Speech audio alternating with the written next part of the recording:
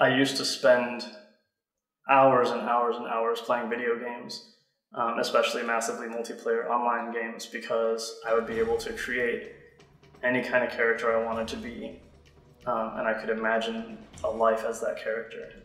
And any life was better than my life, because my life was not a life, it was just an existence. In any of these games, you can usually decide what kind of character you want to be, but you usually can also decide your gender and style your hair and all that sort of thing. And what I would always do, if it was a game where I could only make one character, it was always a girl. If it was a game where I could make lots of characters, the first 10 or 15 would be different kinds of girls, from different backgrounds with different ideals, just different personalities, different people, but all girls. And then if I had still more character slots, I might move into idiot robots, which is another fascination of mine, just robots that are trying their best and failing, but being sort of adorable while they do it, which probably was a metaphor for my life. And then if I was really bored, I might make a guy or two. But I never felt like those were me. And when I would interact with other players, and they wanted to talk to me, the player, I would tell them as little about me as possible. And that was because I wanted to be addressed and interacted with as whatever character I had made, which most of the time was female. My name is Saranine Elizabeth Elliott, and I'm a student at the Art Institute of Seattle. I'm studying in the Bachelor's Audio Design and Technology program. There are a couple of ways that people who are transgender figure out that they're transgender. There's three primary ways. The first way is you're born this way, and then you get to be about 2 or 3 years old and you start having some words that you can use, but you're 3 years old, you don't know a lot. But you do know that your body and your mind don't match up the way that they're supposed to. And you say, you know, mommy or daddy or whoever, with your boy body, I'm actually a girl. Sarah, before she knew she was a girl, I didn't really know her that well. But she just seemed maybe a little bit depressed and not like fully there all of the time. The next way people find out is they grow up normally, everything's fine, they hit puberty, and they're like, this isn't what I'm supposed to be getting.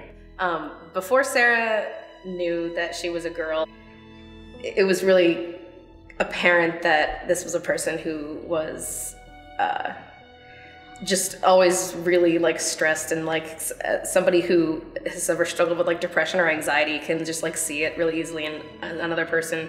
And it was really, really apparent that that was the case with Sarah before she knew that she was a girl. And the third way that people find out most commonly is they hit somewhere in the range of 35 to 39.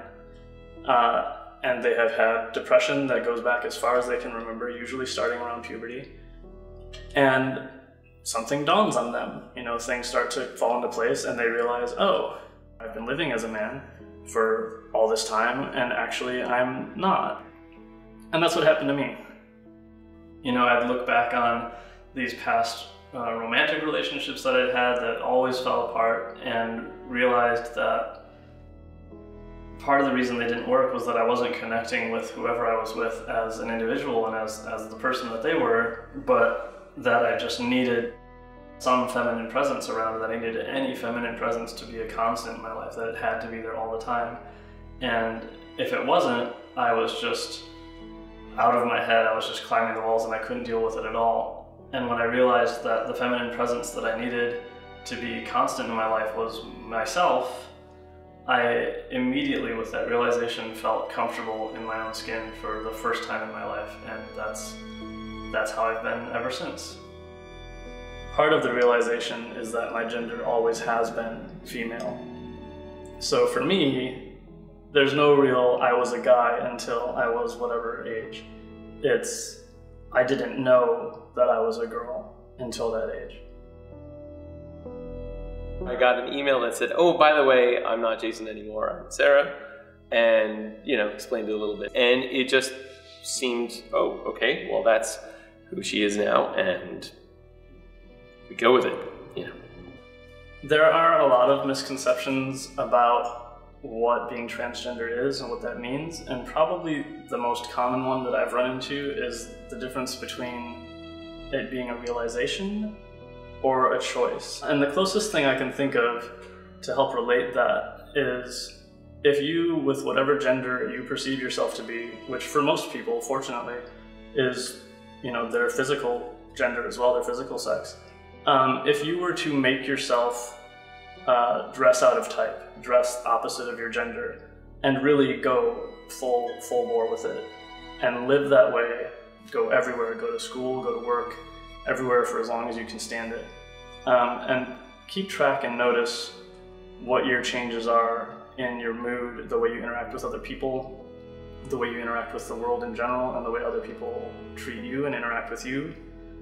And when you can't take it anymore, stop.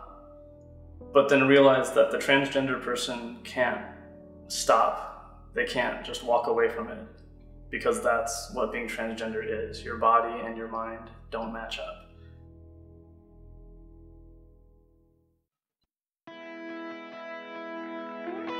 Sarah now, compared to before, is very, very happy. She seems so much more passionate and into pretty much everything that I hear her talk about. She has this really amazing, contagious energy that is just really, really awesome to be around. It's really a joy to be her friend. Sarah now is really vibrant and fun, and she like talks a lot in class and like gets her input and opinion out there. And I think it was her coming out was like a big part in us becoming friends, because she did seem more like vibrant and just like ready to do life. Yeah. When you get right down to it, being transgender is not really that complex. It's actually very simple. Your brain is whatever gender you are, and your body is something else. And the real difficult part doesn't come from within the transgender person at all. It comes from other people and how they treat the transgender person and how they interact with them. It's not really a handicap. I don't think there's no like functional difficulty as far as, you know, getting around or what kinds of work I can or can't do. It's just my gender, it's my identity, it's who I am. And that's really all it is.